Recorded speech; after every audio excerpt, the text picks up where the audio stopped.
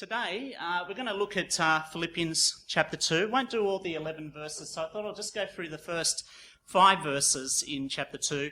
But look, I must warn you, this is not going to be very pretty.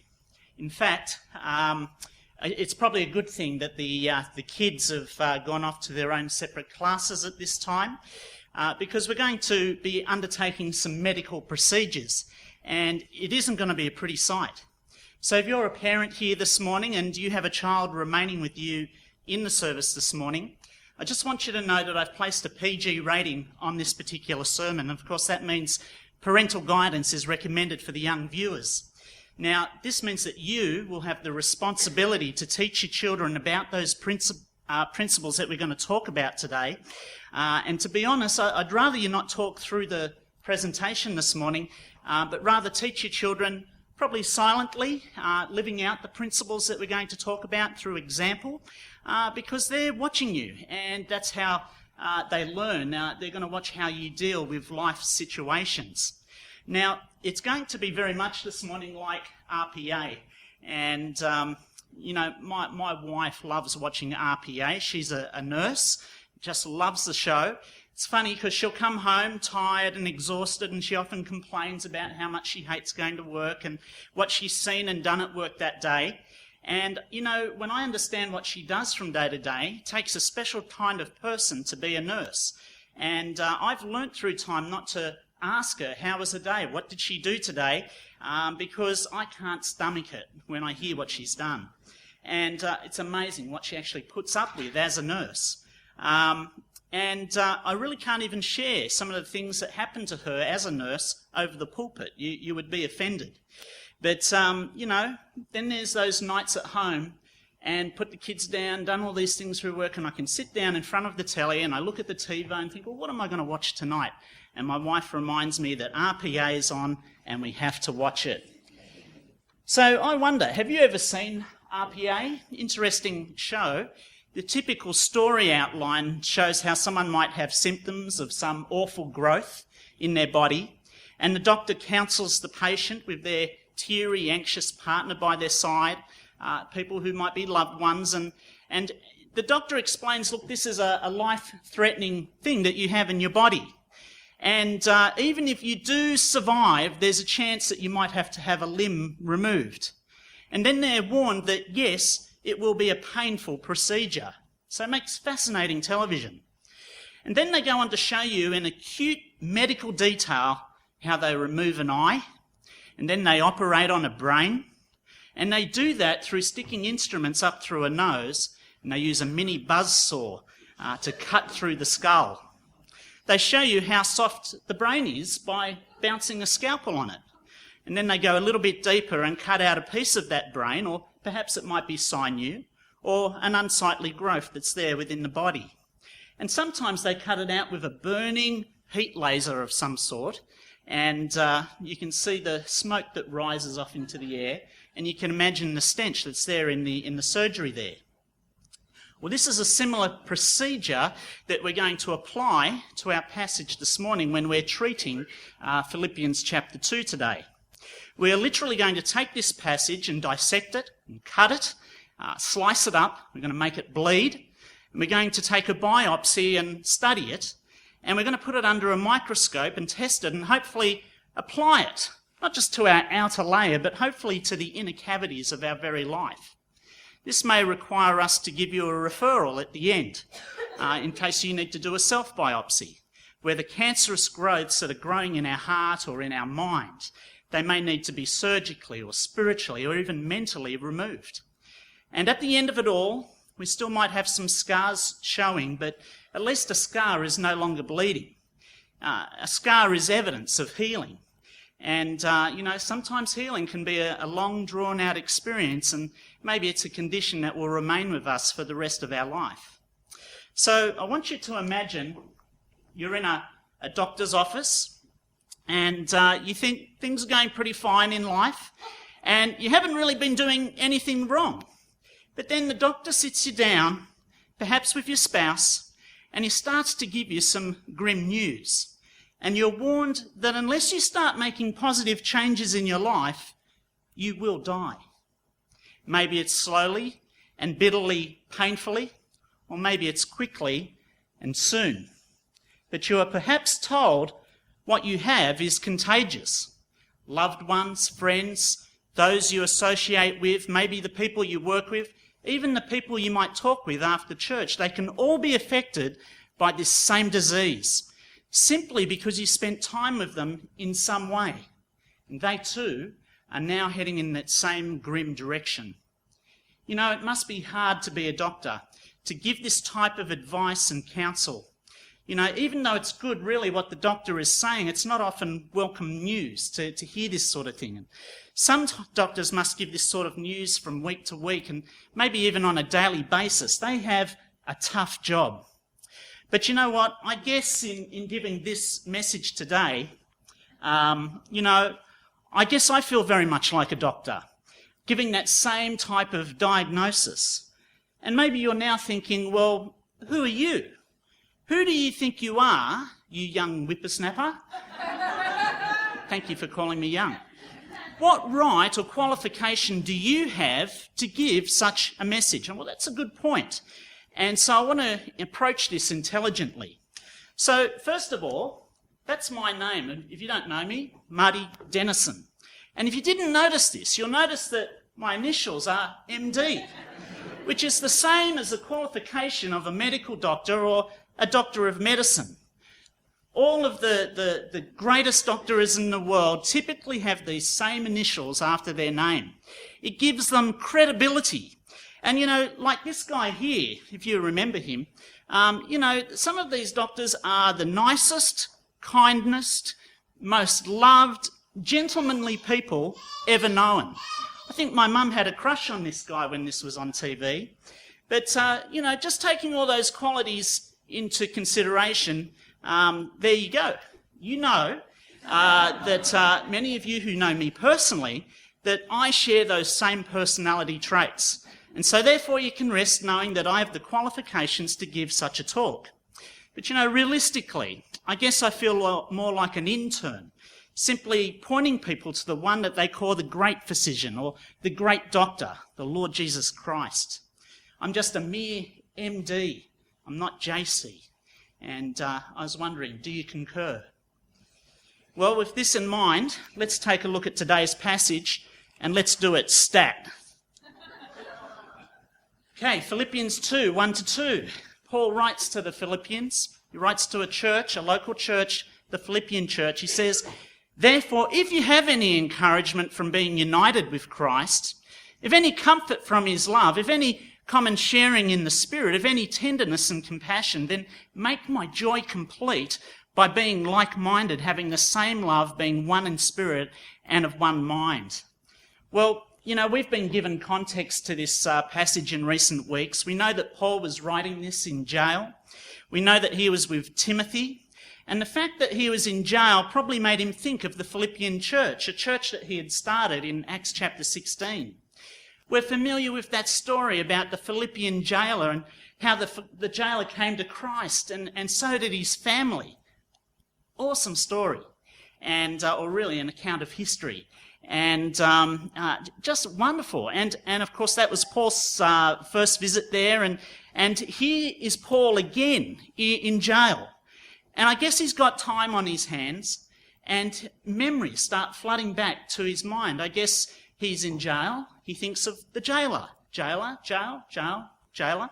So it sort of links, and he starts thinking about the Philippian church. In Nelson's Bible dictionary, it says this: "Throughout his life, the Philippians had a special place in his heart. Paul writes to them with affection, and the epistle breathes a note of joy throughout." In other words, while he was suffering in jail, he kept his spirits up.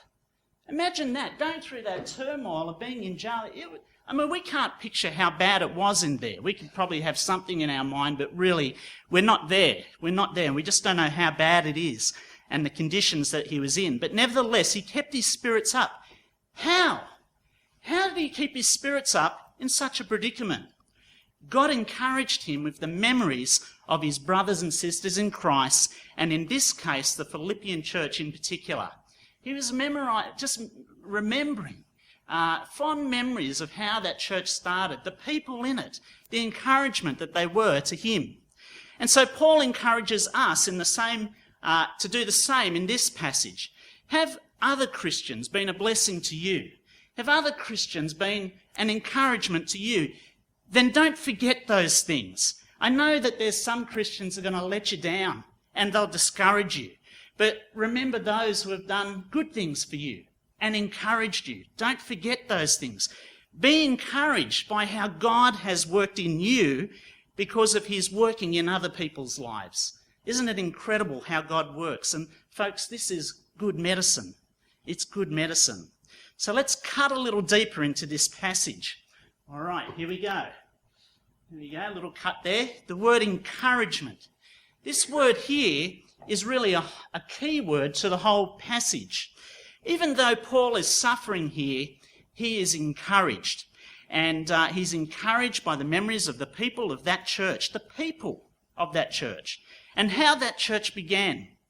Paul was probably encouraged by the fact that the jailer and he were once enemies, and now they were dear friends. Why? Because of what Jesus Christ had done in their lives. It was encouragement because he was now united with an enemy. He was now a friend because of what Christ had done. So if you're feeling down this morning, I want you to think about the good people that God has brought into your life and how they have ministered to you, how they have encouraged you. And if you can do that, keep being encouraged. Another word we're going to cut deeper into is this one here, comfort. Comfort. Now, it says there in the Bible, if any comfort from his love. Now, that's the translation of the NIV. So it seems to imply that we can get comfort from God's love. Well, that's true, we do.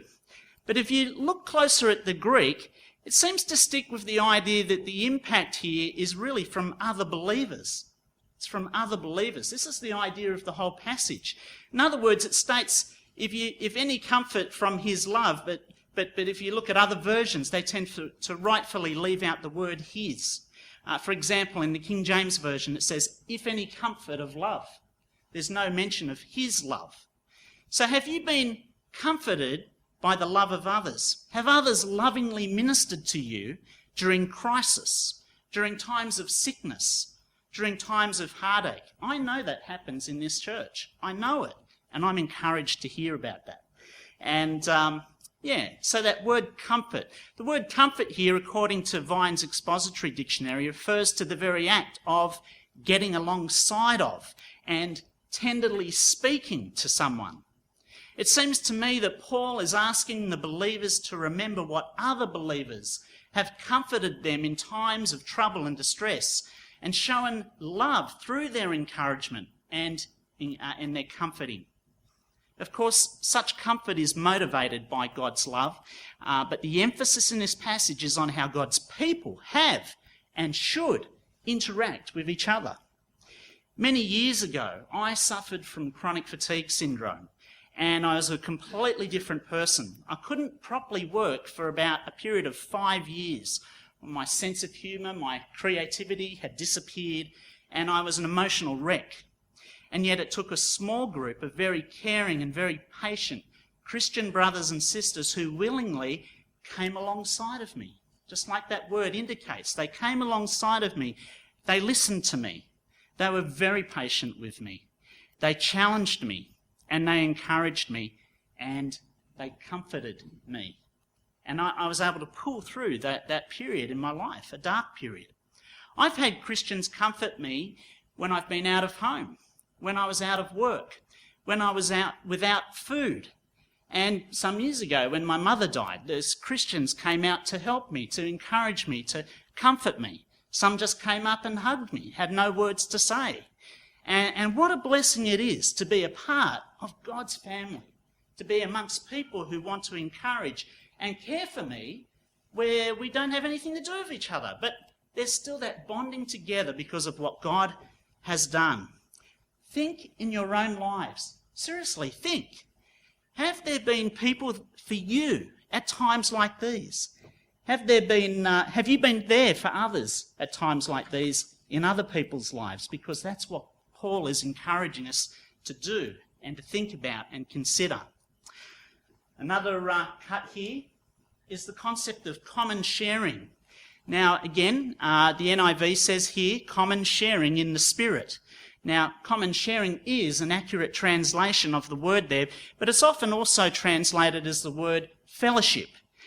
So, for example, again, King James would say of any fellowship of the Spirit. The New Living Translation says any fellowship together in the Spirit.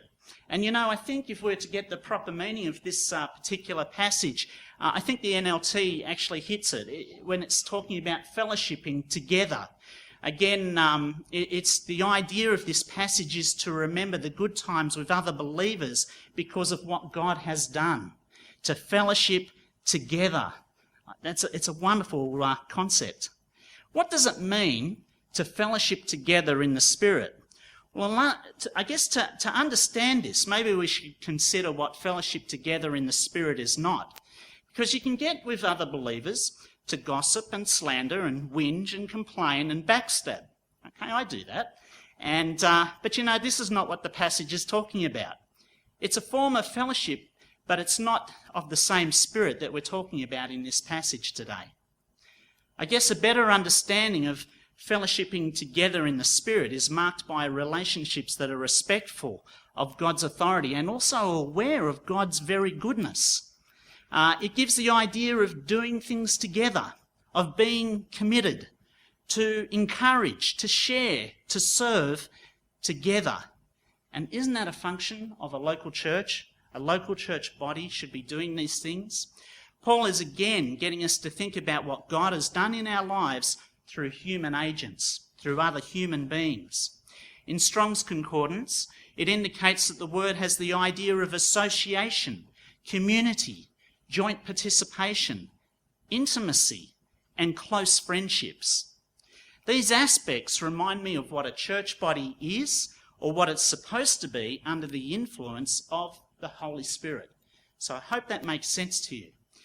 Paul shouldn't have been friends with the Philippian jailer. The jailer had him imprisoned, and the jailer didn't want Paul to escape.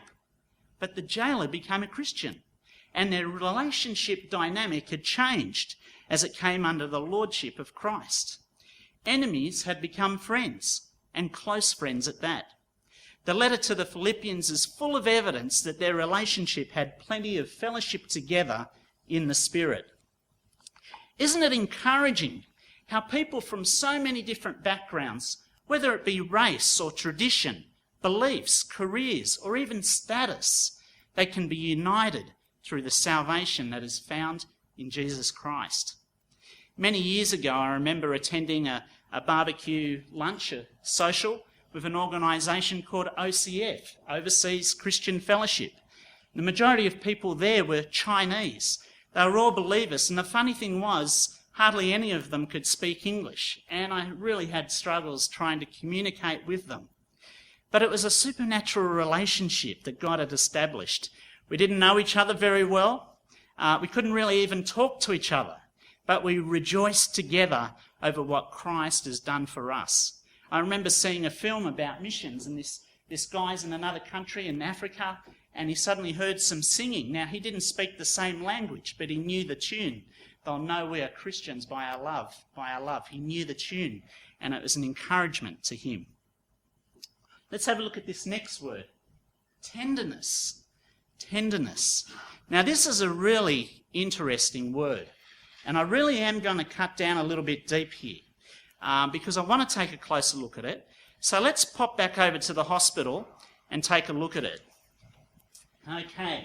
Now, it says here in the NIV of any tenderness and compassion. So what is Paul trying to say here when he's talking about tenderness? Well, here we have a man. He has a sore back. And if you ask that man, he would say his back is very tender. Here's someone else with really bad sunburn, with evidence of the blisters being popped. And if you ask the man who has that shoulder, he would say his shoulder is very tender, don't touch it. So tender, what is Paul talking about? Let's go to the New Living Translation. And again, slightly different. It says, are your hearts tender and sympathetic?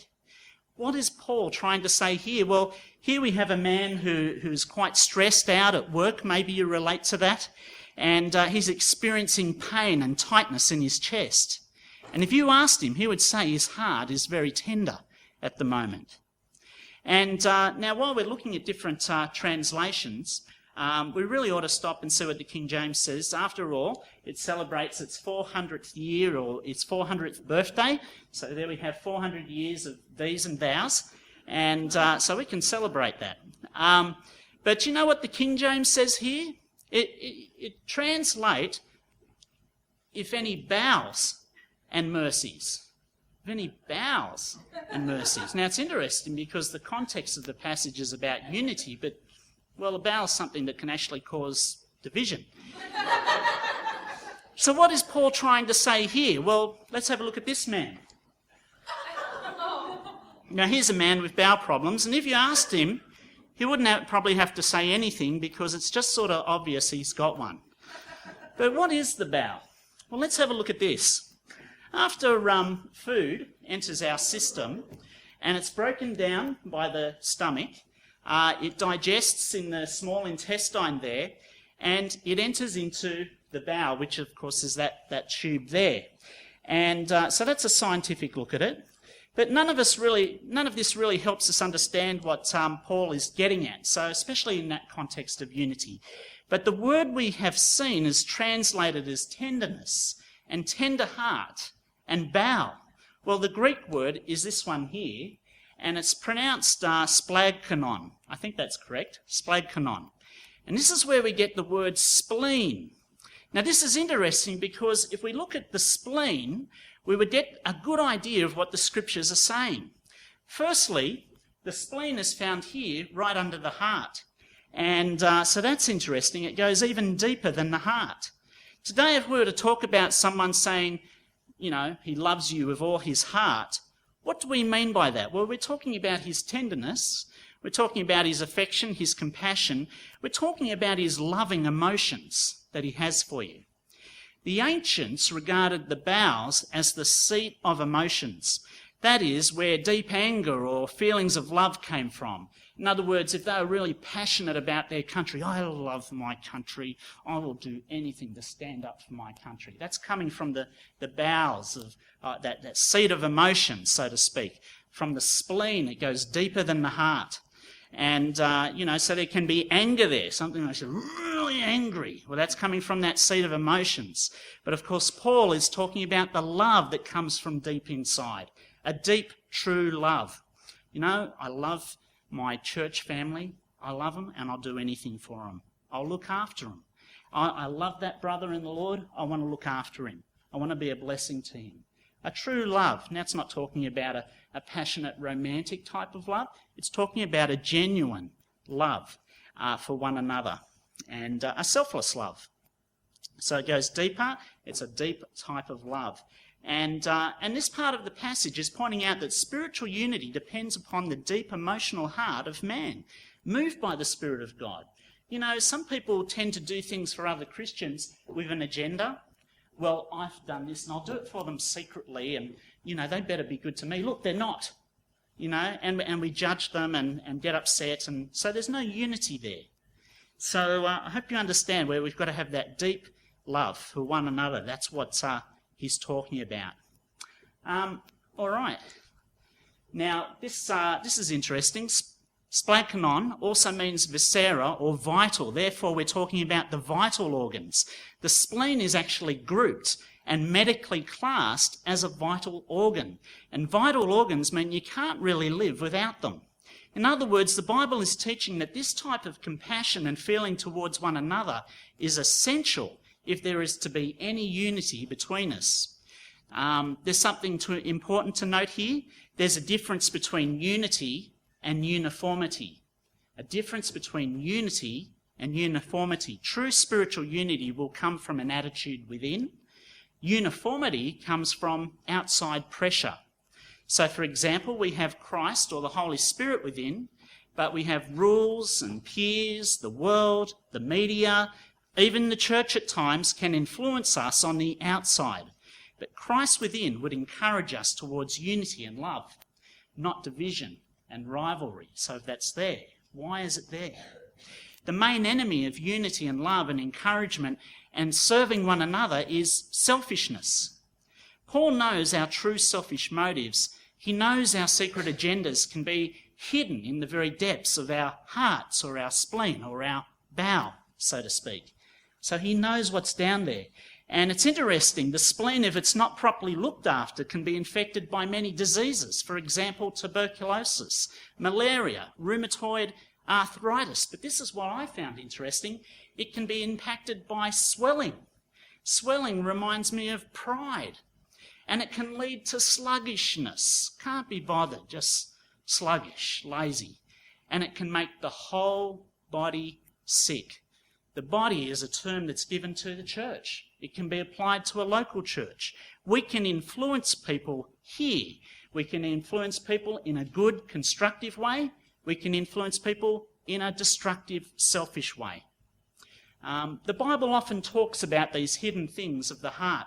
A few examples, 1 Corinthians 4:5. Wait until the Lord comes. He will bring to light what is hidden in darkness and will expose the motives of the heart. He knows what's in there despite what you're doing on the outside. 2 Corinthians 4:2. It says, we have renounced secret and shameful ways. Secret, they're hidden in here in our heart. 1 Peter 3:4.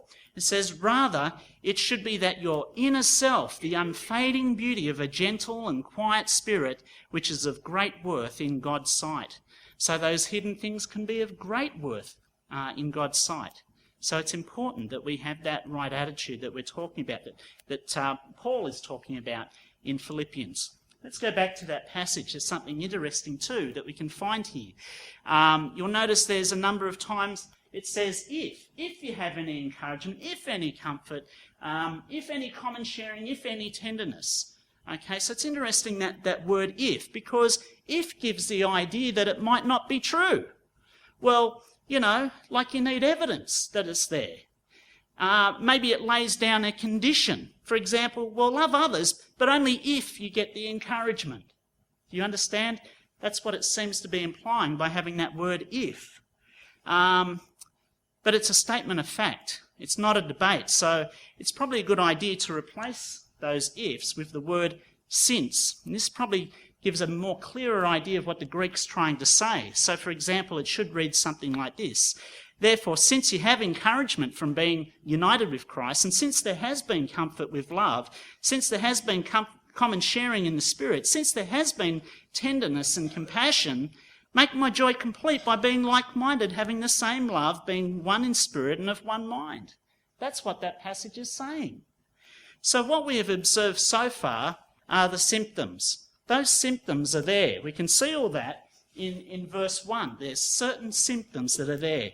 Now, because the symptoms are there, I need to give you a prescription.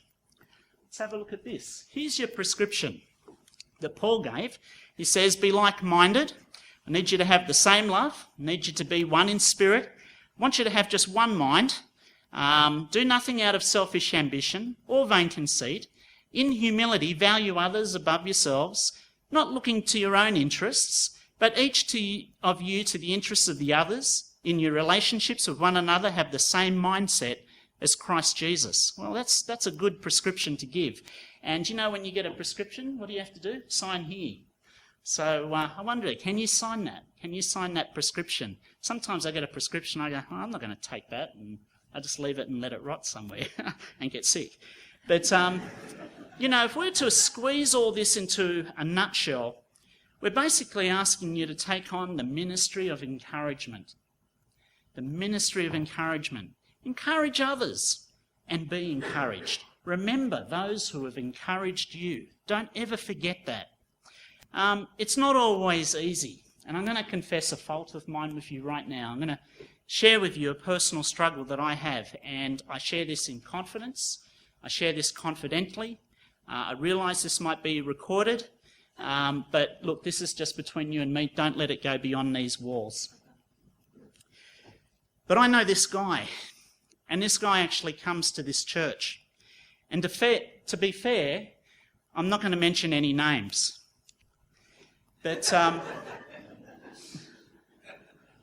he asked me if I would play squash with him.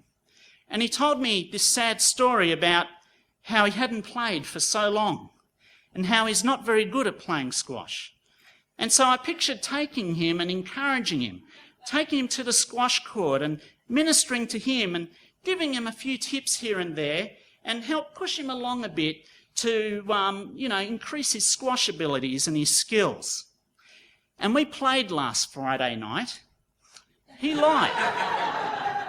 He thrashed me. He played like a professional. And he beat all the other guys that we were playing with as well. And they played 3 or 4 times a week. Now, if I think on this, I'm going to become bitter and twisted. And people will still let us down. So I choose to think on the good things, to remember the people who have actually encouraged me and not share this story with anyone and just, throw it out of my heart, so to speak. So as we think on those who have encouraged us and not think on those who haven't encouraged us, think about what you might do to encourage others. Think about it. What are the sort of things that you say? How do you say it? Do you love others? How do you demonstrate that love to others?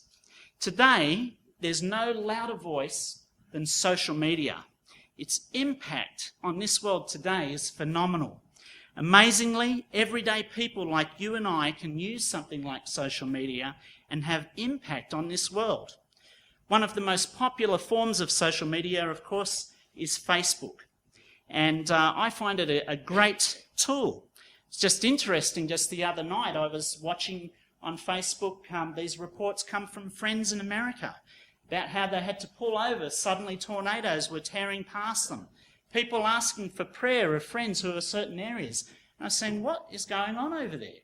And I'd turn to the Sydney Morning Herald, I'd turn to the news.com site, no mention of what's going on. Go back to Facebook and just constant reports of what was happening in America at that time with the tornadoes. It wasn't another, say, 24 hours before news came out here about these tornadoes, and yet I had live coverage, so to speak. It's amazing how fast social media is and just the impact right around the world it can make. I think it's a great tool. It keeps family and friends up to date with what I'm doing in my family and with my life. And it's nice to keep up with old friends. It's sort of sad in life where you sort of just do move in certain directions, but it's great to, touch tabs with people and what they're doing, see what they're up to. And some of what I see on Facebook is really encouraging, to catch up with old friends, and some are even in the ministry now, and it's just really wonderful to see what happens. But I'll be honest with you, sometimes it's not encouraging. And sometimes I see believers post some things that really discourage my heart. One day I was so discouraged by what I saw. My status reads, sometimes I think Facebook should really be called Disgracebook. Maybe I'm unwittingly guilty of this too to others, but I think we need to consider who can see our postings. Remember, there are children who are our friends, and children who are friends of, who are family members of our friends, and they can see these things as well. There are others who may be looking for an excuse to leave the faith or just to not even enter the faith. They're looking for hypocrites to be further evidence as to why they should reject Christianity. And I've got to be honest, there are some who have left the faith, and it discourages me to see what they now post on their Facebook. But I think it's even more discouraging to see what church-going Christians can post on Facebook as well.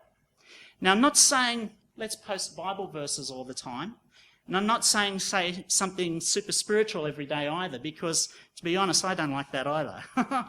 I'd rather know the person, But we need to be aware of the power of social media and just how powerful it can be, even in the spiritual realm. And in the light of what we're talking about today, it can build up or it can destroy the faith of others. Be accountable for what we post on Facebook or on social media of any type.